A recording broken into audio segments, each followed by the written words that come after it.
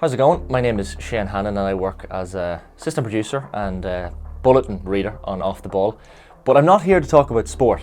I'm here to talk about my other love, my probable mastermind subject, which will be the Apollo moon landings of 1969 to 1972. I've been interested in space for as long as I can remember. My dad used to tell me stories about getting up in the middle of the night on the night of July 20th, morning July 21st, 1969. His memories of that mission and hearing the words of Neil Armstrong as he took that one small step on the lunar surface for the first ever time.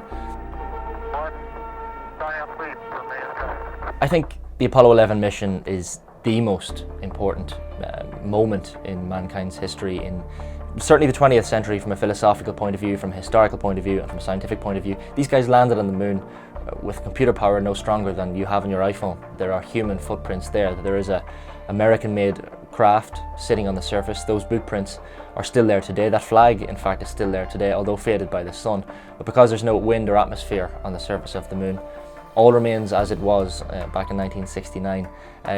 Clearly there have been plenty of historical moments of the 20th century, but this one and the achieving of JFK's goal of landing a man on the moon by the end of the 60s and returning him safely to the Earth is vitally important. When John F. Kennedy made that speech in 1961 and he said, we choose to go to the moon.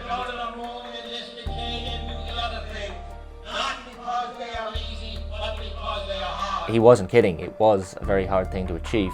A lot of people didn't think it was possible, in fact, to achieve that goal of landing a man on the moon and returning him by the end of 1969.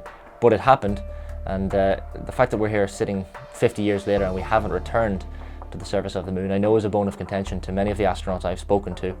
But the idea now, I think, the plan amongst the American and NASA administrations is to return to the moon by the year 2024. They want to put the first woman on the surface of the moon, so that will be another first. That's another reason to go back, and yeah, I'm just glad to see more interest in the space program around this 50th anniversary of the first manned landing on the moon.